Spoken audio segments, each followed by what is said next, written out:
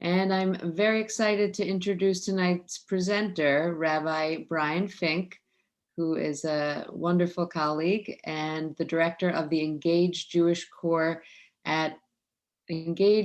Service Corps at the Marlene Meyerson JCC Manhattan, an initiative that recruits and empowers volunteers in their 50s, 60s, and beyond to find meaning and community as they re-envision what it means to age with dignity and purpose.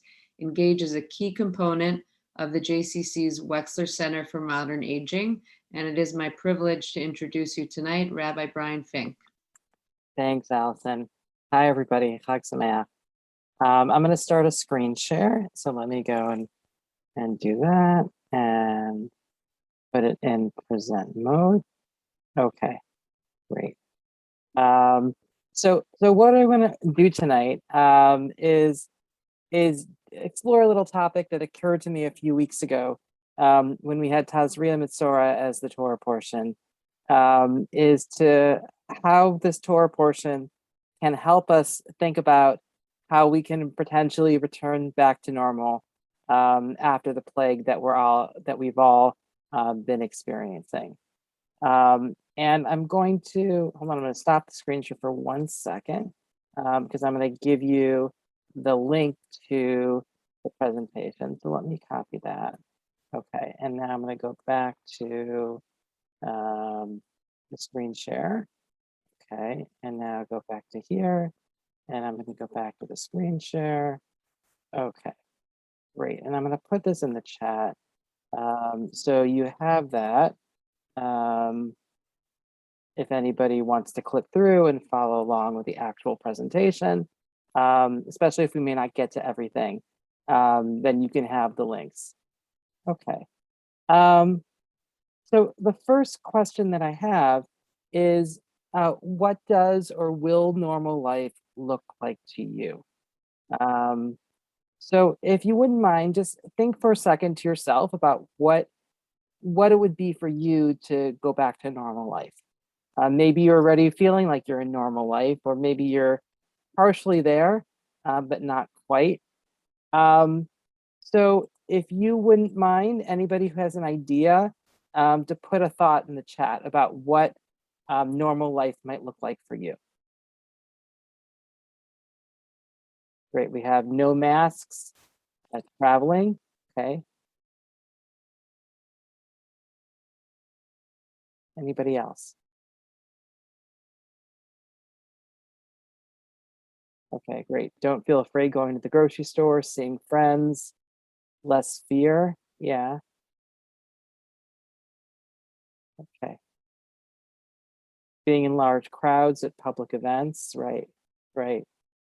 So and one of these things that's there, non-Zoom Shabbat service is great, that it may not be all at once, right? It may be a kind of a gradual thing, that there are times that you may feel like you're back in normal life now, but there are many other things that are signposts that you're not quite there yet. So here are a couple quotes from a recent New York Times article. So Carly Clark thought that going back to normal means traveling without fear of judgment from others, without feeling like an irresponsible parent, without juggling quarantines and tests. It means everyone stops saying stay safe. Somebody else wrote, going back to normal would mean shaking hands with my professors, high-fiving children after they finish their research participation in my lab, touch hands with someone in gratitude, and not feel a sense of worry after a brief connection. Resting your head on a friend's shoulder after a moment of shared laughter. Business casual, full makeup, daycare drop-off, a to-go coffee and a drive to the office with a podcast, playlist, or NPR before settling in at my desk. Sitting at a relatively packed movie theater with a bag of popcorn. Everyone's chattering away, but the room goes dark. The screen lights up and we settle in and forget the world for a couple of hours. Living in a safe, stable, clean, and secure home. And then what's interesting here, this last person talked a little bit about how it could be a new definition of normal is perhaps what she's thinking of, with a different focus of community, a different way of living, and being in touch with the rhythms of the world. And and for some people, there can be elements of pandemic life that they want to hold on to, and so that the sense of normalcy and what it means to reemerge is different for everybody, and everybody's potentially looking for different things.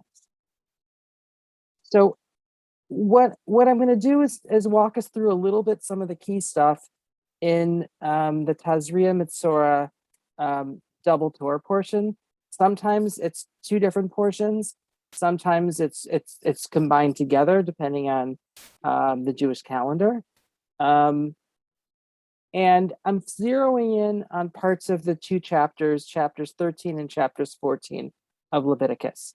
And this is the portion that's talking about the skin disease that is tzaraat in the Hebrew, which has been mistranslated as leprosy over the years, but biblical scholars don't think it really has anything to do with what the modern-ish disease leprosy, but that's what it's translated as in many Bibles, so people think about it that way, but it's not. So I'm just calling it tzaraat, and we really don't know what it is. This section of Leviticus talks about different kinds of tzaraat, different kinds of skin disease, scaliness of skin, and then also there's a version of it that also could affect the hair and the clothing and potentially the walls of your house. So some kind of mildew, fungus, potentially. We have no idea really what it is. But it was something that they were really worried about, and that the high priest was the person who was able to diagnose it, and then figure out if it's bad enough and what kind of quarantine is needed, and when it was potentially cured so that people could reemerge and come back into the community partially or the entire way. And so walking through kind of like what we'll look at very briefly in the text is the process of this purification ritual for it has a couple different stages. One is examination and temporary quarantine. The second is an extensive open-ended quarantine of those afflicted who deemed to be afflicted by this disease, and then purification reentry ritual after being healed. And I want to really flag this idea of a ritual, because the Bible has this crazy ritual, with sacrifices and oil and blood, and it's a whole big Leviticus like thing, right? Leviticus has a lot of these things, purification, but they got a ritual here, right? And there's something about this ritual that does something, because rituals do things. So I want to hold on to the idea of ritual with reentry. Okay, so the priest is called upon to examine the severity of the tzaraat or affliction. If it's not severe, the person is permitted to return after a waiting period, and then everything's good. But if the affliction is impure, the sufferer is banished, and they remain in banishment until the disease heals, as to not theoretically present a danger to others or, risk God's wrath if this is like a God-given kind of thing, and a sign for God getting angry, right? There's that kind of fear in the biblical mindset. And then, we'll go through the reentry ritual, is a purification process with slaughtering one bird and letting a second bird fly free, which is always an interesting symbolism.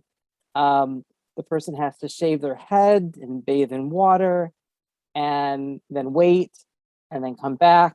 And then there's more sacrifices, more shaving and bathing, and then also this anointing ritual of blood and oil.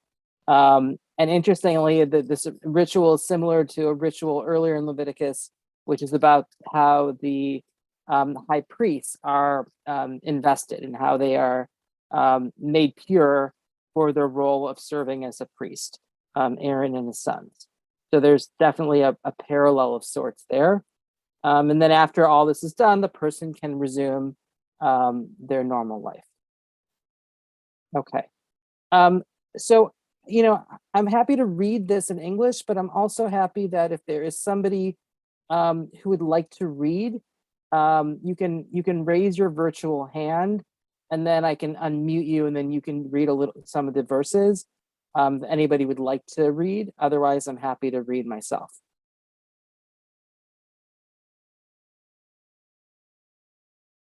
Okay, so I'll read the first section, and then we'll see if there's any volunteers as we move on. So first looking at a little bit of the beginning of Leviticus chapter 13. When a person has on the skin of his body a swelling, a rash, or discoloration, and it develops into a scaly affection on the skin of his body, it shall be reported to Aaron the priest or to one of his sons the priests. The priest shall examine the affliction on the skin of the body. If hair in the afflicted patch has turned white, and the affliction appears to be deeper than the skin of the body, it is tzaraat. The priest sees it, the priest shall pronounce him unclean. But if it is a white discoloration on the skin of the body, which does not appear to be deeper than the skin, and the hair is not turned white, the priest shall isolate the affected person for 7 days. Then after this 7-day initial quarantine, the priest shall examine him, and if the affection has remained unchanged in color and has not spread on the skin, the priest shall isolate him for another 7 days. And on the 7th day, the priest shall examine his skin again. If the affliction has faded and is not spread on the skin, the priest shall pronounce him clean. It's just a rash.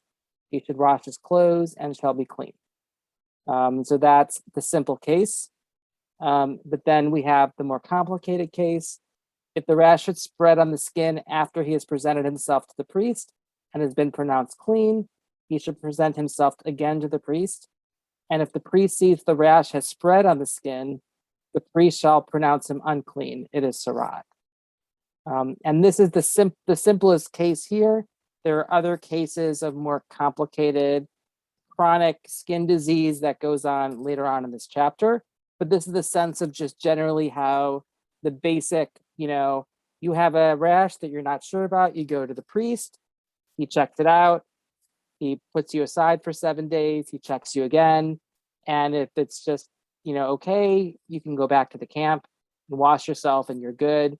But if it's more complicated, then you're unclean and you have to be out of the camp until it clears up. Okay. So I'm skipping ahead to verse 45, skipping the other circumstances. And then this is basically what happens when you're sent out of the camp. As for the person with a leprous affection, his clothes shall be rent, his head shall be left bare, and he shall cover over his upper lip, and he shall call out, unclean, unclean. And presumably that's to let everybody else know that they should stay away, perhaps. And then he shall be unclean for as long as the disease is upon him. Being unclean, he shall dwell apart. His dwelling shall be outside the camp. Okay. So this is what happens to somebody who is determined to be afflicted with this disease. Again, it's a disease that they don't necessarily know what caused it, what the cure of, and I'm sure there's a great deal of fear associated with this, I would imagine.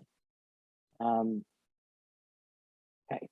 But then the other text I want to look at is the next chapter, in chapter 14, and this is when you've been cured, you've been healed, right? And it turns out that the disease has healed itself, and you want to be able to come back to the camp. And so this is the elaborate reentry ritual that is listed here. The Lord spoke to Moses saying, "This shall be the ritual for a leper or somebody with tzaraat at the time that he is to be cleansed, when it has been reported to the priest, and then the priest will go outside the camp.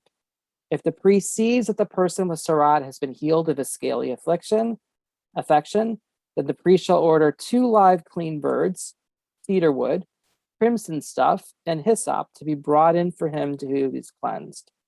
The priest shall order one of the birds slaughtered over fresh water in an earthen vessel. And then he shall take the live bird along with the cedar wood, the crimson stuff, and the hyssop, and dip them together with the live bird in the blood of the bird that was slaughtered over the fresh water.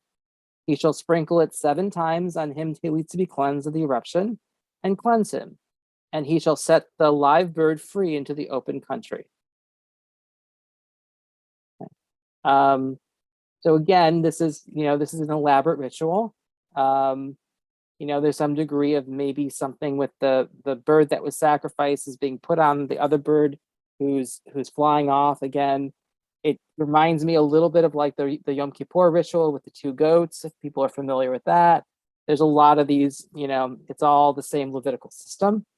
And the one to be cleansed shall wash his clothes, shave off all of his hair, and bathe in water, and then he shall be clean. After that, he may enter the camp, but he must remain outside his tent for 7 days.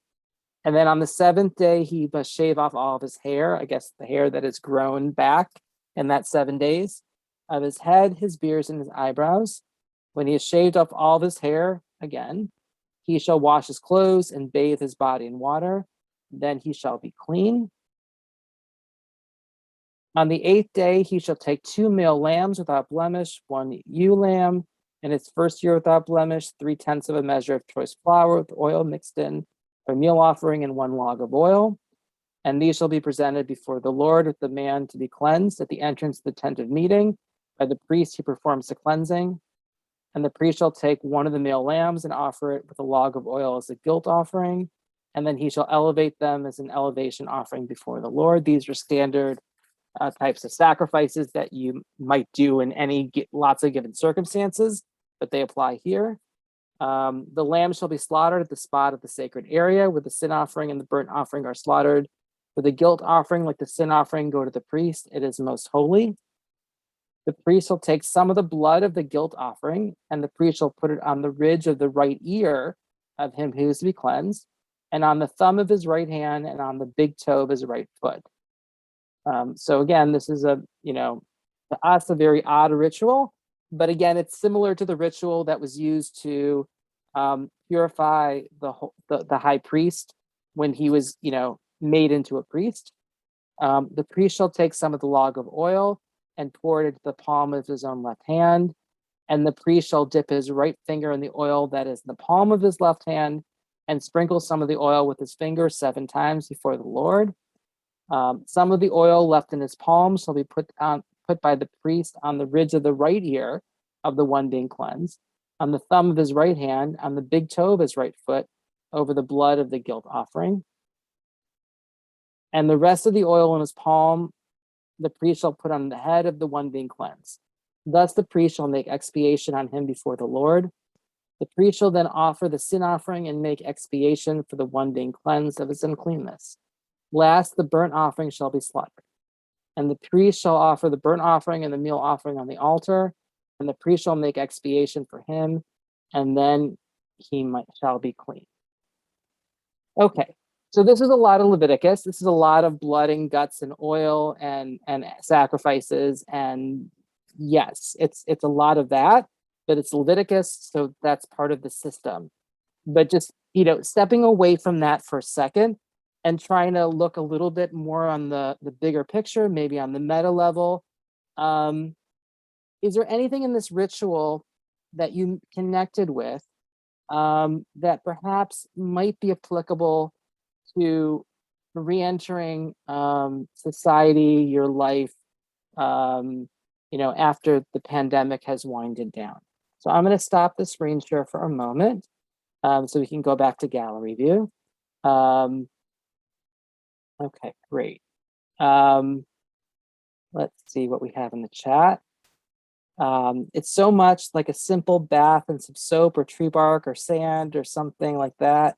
Right. So it's a little complex, but it's right. So I want to highlight that there's bathing involved, right? So something about water and purifying with water, like that's there. That might be a connective tissue, perhaps. Probably not putting the blood of an animal on your ear, but who am I to judge? Is there anything else in that ritual? Again, either any of the specifics or even on a meta level, like at a bigger level, that might be interesting about that.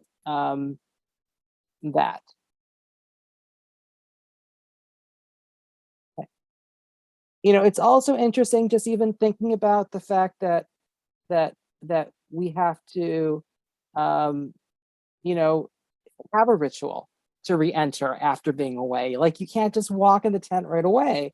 There's a little bit of a two-step process. There's like this 7 days you're in the community, but you're outside your tent. So where are you? What are you doing? What can you do? What can't you do? It's unclear, right? But there's some kind of like you're in, but you're not totally in, right? You're not wearing a mask outdoors, but you're still not ready to go into Trader Joe's, right? Like there's a little bit of a two-step process there. Right, the interesting model of easing back in. Exactly. You can't be around people immediately. Maybe you don't know how to.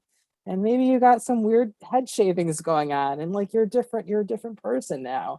You may have been away for a very long time, right? Yeah. Measures around menstruation. Yeah, I mean, there's a lot of that. I mean, the whole passage of right before the tzaraat, the skin disease, is the whole process of being away from the camp and then going through the process of becoming pure, becoming tahor again after giving birth, which is its own thing. And I really don't want to dive into what that's all about and whether that's progressive or regressive or whatever. It's a thing, but that was just before that. So that was a really interesting comment in the chat. And also the idea of giving yourself a haircut, right? Like I just got a haircut about a week ago. So I totally relate to that. Like getting a haircut, there's something about that you feel renewed. Even, there may have also been a practical sense that you're trying to, the priests are trying to look at your skin. And if your, crazy hair from being outside the camp for a year is in the way, that will prevent them from taking a close look. But yes, the getting the haircut thing is really cool. The role of spiritual and communal leaders in guiding us to how to get back to normal. Yeah, hold that. I want to get back to that. That's excellent. That's really a good point. Yeah, consulting with the priests and the CDC, and yes, exactly. I'll mention it now. I have a slide for it in a second, but the sense of I was thinking a little bit about who our high priests are today, right? Who are we listening to? Who is the one who's telling us it's okay to go back into the camp? It's okay to take off your masks. It's okay to go to a movie theater, to go to a Broadway show, right? And I think that we, even me speaking for myself, living through this pandemic, that who are the high priests that we were, listening to at different times, right? That obviously Fauci is one, right? For many of us, it was also Cuomo. Us and who live in New York for a long time. Now, not so much, right?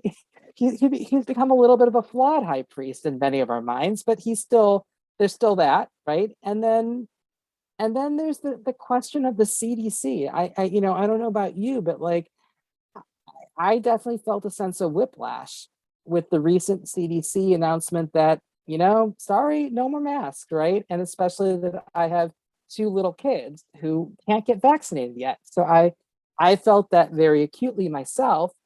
And then the sense of, well, actually, maybe they are high priests and we need to listen to them. Or maybe, I don't know, right? So there's a little bit of that sense of who we're listening to and who our authorities are and what their role is. And, or is it there's something that's coming, maybe we just totally want to reject the idea of a priest in general, an authority figure, because there's lots of problems with that hierarchical kind of way of thinking about it, that we want things to come out of the community and we want to be communitarian, and that's more the way to be. And so I think that those are really interesting things to think about as we try to navigate this whole reentry thing. This is great. Yeah, great. And I think that everyone can identify you that you've shorn off your hair. Right, right. I think that point that Paul just raised in the chat, I think is really interesting. And this is also going back to the whole COVID, the CDC thing, with the idea about knowing who's vaccinated and who's not vaccinated. I mean, it's a whole thing, right? That how if people, less people are walking around with a big scarlet V on their chests, just because someone's not wearing a mask, especially maybe in certain neighborhoods, right, with low vaccination rates. How do you know who's actually vaccinated and they're following the CDC guidelines, and who is just doesn't want to wear a mask? And when does it matter, right? And those are the questions that I think that many of us are trying to wrestle with, and there may not necessarily be easy answers. Okay, so let me go back to the slideshow, and we'll have different times to continue these conversations. Okay, great. Okay, so here's an interesting, another New York Times article that talked about the idea of returning to normal life. And, thinking about reentry, and this, and then another article that I found that I'll quote to that is talking about other parallels to what kind of what reentry looks like and what can we compare this to. And it's thinking about, as a cognate would be re-entering the civilian world after being in prison. And that was a big one. I found that in an article that I'm going to talk about ritual. But wartime deployment, doing humanitarian aid or work or foreign work like that. And and I think that there's different ways that people have prepared for that, and there's a whole way of preparing people and supporting them through that, especially readjusting to normal life after being in the military abroad or something like that. But for this, there's not really a guide. There's not really a group of people guiding us through that. And so we're all kind of swimming a little bit on our own. And the challenge is that many more of us will be experiencing some aspect of this all at once, and coming back to social situations with others who have their own fears. So it's not just like one person going back to work after being deployed. It's like everybody all together at once, all going through the same thing, but everybody having their own different stuff that they're going through. So it's really tough. Maybe you have a sense of ambivalence about how to interact with others again. Maybe you have worried about returning to work, but you want to see people. Maybe you have to confront a neighbor about a longstanding problem, but you're out of practice with conflict resolution. You don't know what's going to provoke your anxiety. Everyone's a little bit differently. But everyone's got these different moments that they're wrestling with, that they will encounter. And this article in particular, I like that it said that you should give permission to set small, achievable goals, except that other people are going to have different responses than you. We have friends that are, we're ready to eat indoors in restaurants. Maybe you've eaten indoor in restaurants. I haven't yet, but, maybe you've taken a flight. I haven't yet. But, everybody's got their own levels of what this gradual reentry process might look like. And the article encourages people to accept that certain activities may feel tough for a while. Driving to a meeting versus taking the subway, perhaps, right? Flying to a conference, attending a family reunion, or just the idea of things getting rapidly rescheduled, and then all of a sudden you have this crunch of lots of social stuff at the same time. And again, the question of what aspects of the pandemic new normal may we want to hold on to in some ways. Remote, access to things, working remotely, virtual tycoons. I bet you there's some people here outside of New York City who would never been able to come to our tycoon previously. So it's again, it's an interesting thing as we wrestle with that. Okay. And this is the idea of the reintegration rituals. This is an article that I found that was talking about this in relationship to re-entering life again after prison. And it talked with a couple different, it gave different examples of different reintegration rituals. And I quoted two thinkers, Emil Durkheim, that said that he said that rituals appear to perform a crucial cathartic function when individuals are facing epistemically threatening life events, especially transitions and turning points. And the primary work of a rite of passage is to ensure that we attend to such events fully, which is to say spiritually, psychologically, and socially. Unattended, a major life passage can become the yawning abyss, draining off psychic energy, engendering social confusion, and twisting the course of life that follows it. And reintegration should be symbolic and emotive, repeated as necessary, involve community, focus on challenge and achievement, not risk, and might involve wiping the slate clean. Okay, great. So there's a couple rituals that I found that I want to share. Let me just see something. There was a slide that I think we missed. It was this one here. I mentioned this one. I just wanted to come back to it. Again, this is what somebody raised in the chat, and that that I wanted to come back to is the idea about, again, the high priest kind of role. And just as somebody said in the chat, I was definitely thinking about Fauci, Cuomo, and the CDC, and whether or not we want, that kind of authority, and who should be our authority, and when do we dismiss that authority if we don't like it, et cetera, et cetera. So these are things to think about. Okay. So now going back to where I was about ritual. So there's a number of rituals that I found that are out there that are all really interesting. There's a couple places that new rituals are being thought of and done a lot. One is a really great website called Ritual Well.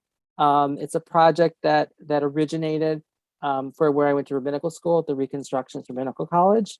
And so it in addition to the rituals that are created by Ritual Well, there are others that other people create and then send them to Ritual Well. So it's a good, location of a lot of interesting creative rituals. So there's three different rituals that I want to kind of explore and just highlight a little bit. The first one is about masks. So at the beginning, there were different rituals about wearing masks and putting on a mask and making that action, highlighting the holiness and the sacredness of wearing a mask. So let me just share with you a couple of these. All right, hopefully other website will open. Great. So this is a more simple one, just like a blessing formula. This is Baruch Atah Adonai Eloheinu melech haolam asher kachana b'mitzvotav v'tzivanu al shmirat hanefesh. So again, wearing a mask, protecting life is where that comes from. Then another mask wearing one is a little bit more creative, more poetic. Breath of life, we welcome our obligations to the community to do our best to protect them by keeping our distance and by wearing our masks. It is an honor to be able to be of such service with so little effort. And Ruach HaOlam, we welcome our obligations to ourselves to do our best to stay healthy by washing our hands and getting our flu shots. It is a relief to be able to help ourselves with so little effort. We give thanks for these holy obligations. We are blessed by them. Amen. So for those two, right, the first one was a more like a ritual that you could say when you put on your mask, it's similar like if you put on a talit, you say a blessing before you do that, the holy Jewish act, right? And then the second one is a more potentially more general kavanah intention to have. And so now we're starting to get the rituals for taking off your mask, and to elevate that as to be a holy moment that we're marking in time. And so this was really interesting. Let me share this one with you. So he has a little bit of a preamble here, but then he gives a little bit of context here in this middle paragraph. I shared this blessing at the spring seminar of the Bronfman Fellowship, where I am the education director. This is our first in-person program in 16 months. Our 26 fellows who've only bonded on Zoom are able to come together and have a program. And so this is what he came up with as a blessing to mark this moment. I'll read you the English of it. May we be blessed, all of us together as one, with the light of your face. For in the light of your face, Spirit of the world, you've given us the light of our own faces, endless light that will not be contained, and the Torah of life, love of kindness, charity, blessing, mercy, and peace. Blessed are you, Spirit of the world, who unmask the world that is around us and the world that is within. So I thought that was a really interesting blessing. And I wonder if that there'll be more of these as people are, starting to unmask themselves more. Maybe even, if people are unmasked for the first time in synagogues, that's a moment that, we might want to, mark with the ritual, with a special prayer, acknowledgement that, whoa, it's okay to be unmasked in the synagogue now, potentially. How do I want to mark that? Okay. The next section was about vaccines. And there, are lots of different blessings that have been created for acknowledging the holiness of having a vaccine, receiving the COVID vaccine, and what that means. The one of these that I thought I would share that I thought was interesting is this one by Rabbi Paul Friedman, and he's actually a British rabbi. Let me pull this up.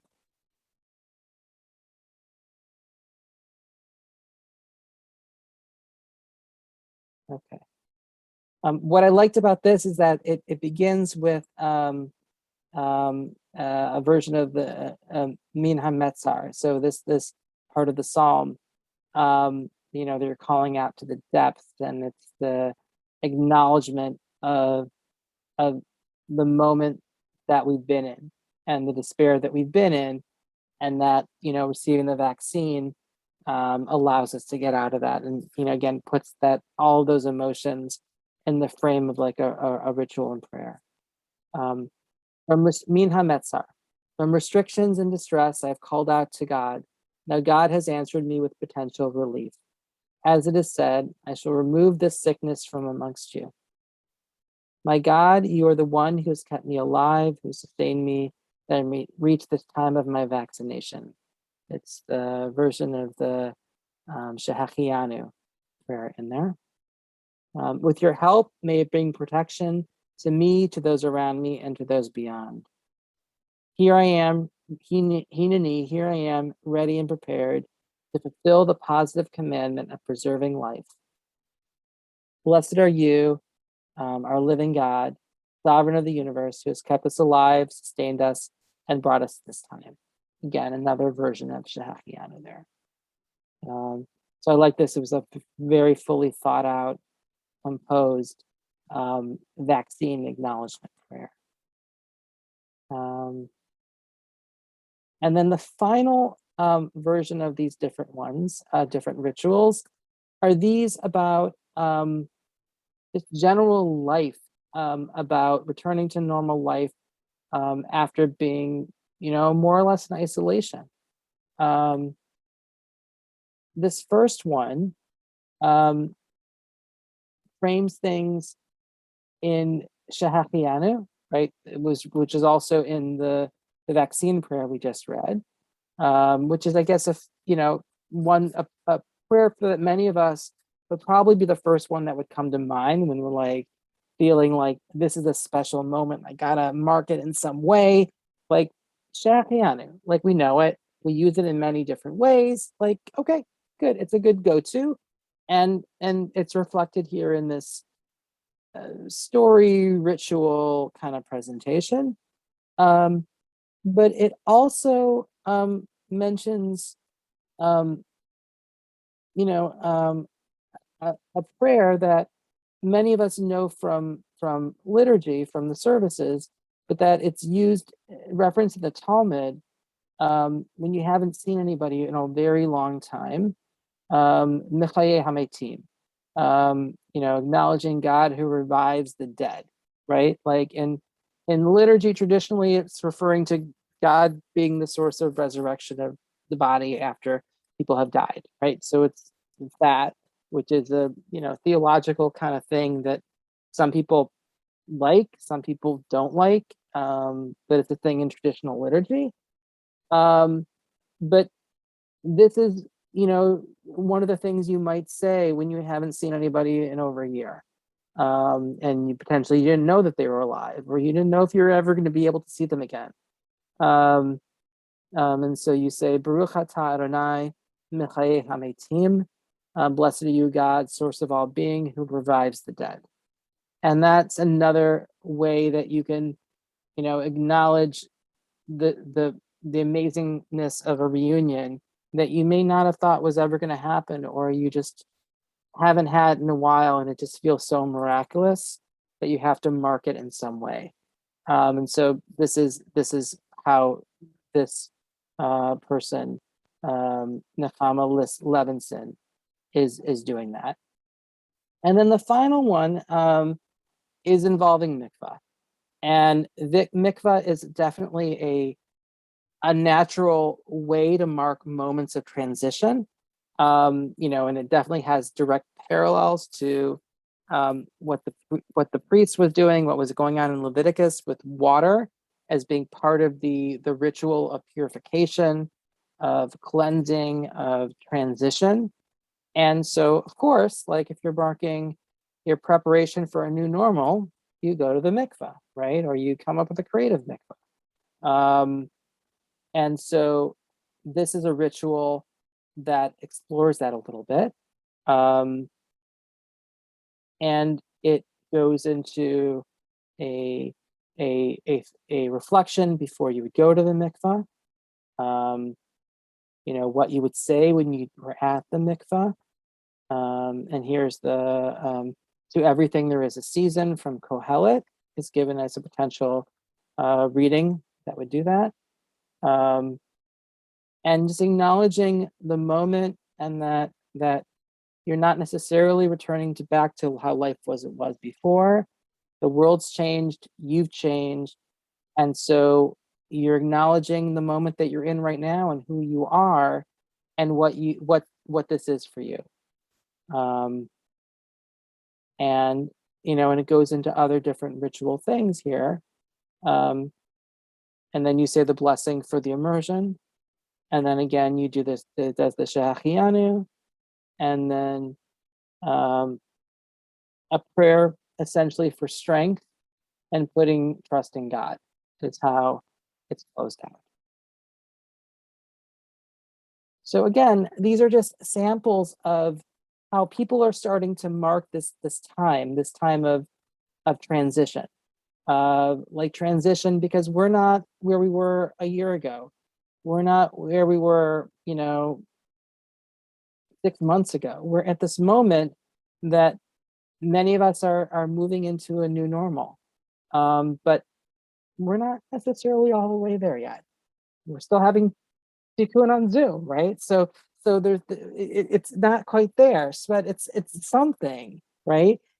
And we've had this experience, right? We've been isolated. We've gone through this plague, right? And so what do we do now, right? Is ultimately the question. And I hope that these, again, using the frame and of this, admittedly odd, strange, the Torah portion, the bar mitzvah kids, bat mitzvah students never want, right? It's the one portion that, you wouldn't wish on them. But yet there is stuff that you can pull from them, and especially this year, about how the talking about plague and isolation and purification and reentry to society afterwards have meaning. So let's go back to the chat. Any comments on here? Yeah, great. So we have people from all over the place who've joined us. That's great. And opportunities to say Shehachianu. Great. Yeah. It's always good to have opportunities for Shehachianu. And that's definitely a common thread for what people are looking for when they're creating a ritual. So I guess I'll kind of open things up a little bit. Any reactions to anything that I presented? Also feel free to share if you've had previous time that you've explored these texts with stuff in Leviticus and trying to find meaning of it, where you're at with the pandemic. Open things up.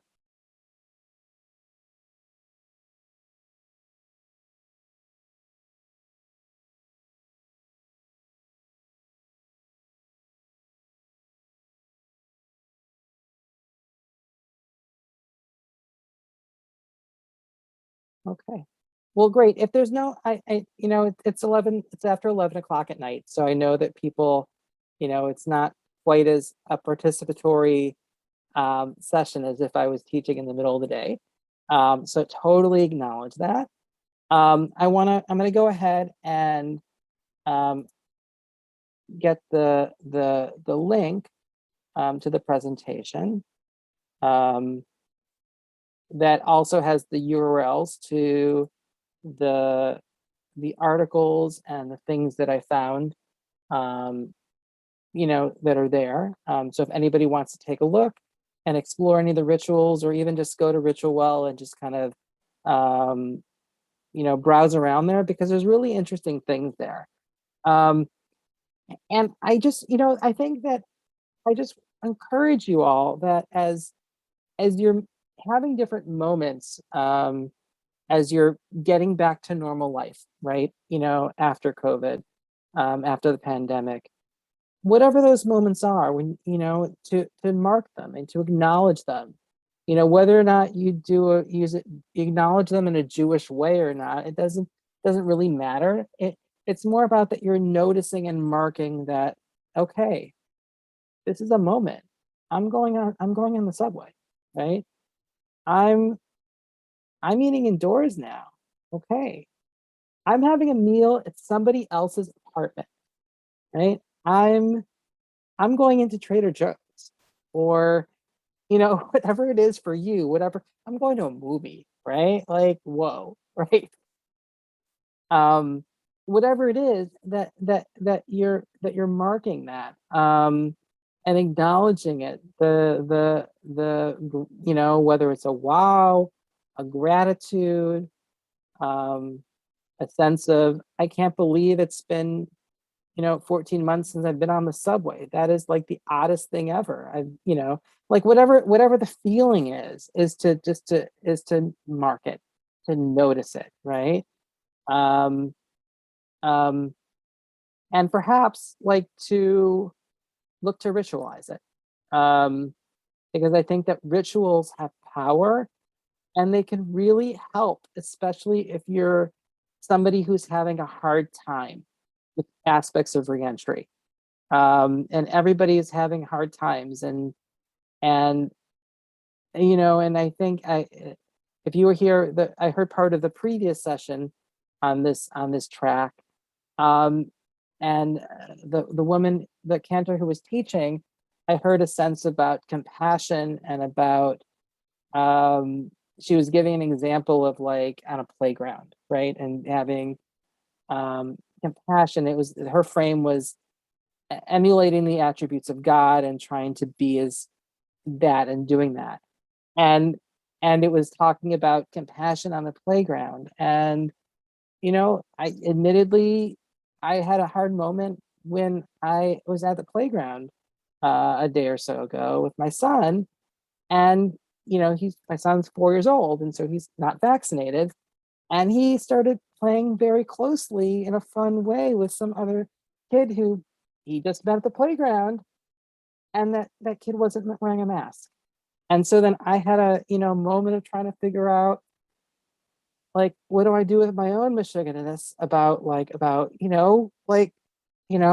do I pull him away from this kid that he's playing with in a normal 4-year-old way on the climbing structure at the playground in my neighborhood, and or not? And how do I deal with that? And that was my moment, right? And so I let it go, and it was fine. And then we went home for dinner, right? Like, it's okay to know that I was, not to freak out more than I was freaking out in my head, right? And we all have those moments. We don't, and everyone's got their own things. And just to be, both compassionate with yourself and also try to, hope that, ascribe and project goodness and good intentions for the other people around you. We should assume that people who aren't wearing a mask have been vaccinated, because that's what we want people to be like. And so to try to assume goodwill, um, and compassion and all those other great things. And again, also to be that way for yourself. So thank you all so much. It's been wonderful learning with you. And I hope to learn with you and from all of you, especially those of you who I know, I see your names on there, in other ways. So thank you all so much. And our next, Allison, you can do the close. No, I'm just saying thank you. That was great. So we're gonna have another, I guess, about 5-7 minutes, and then the next session will begin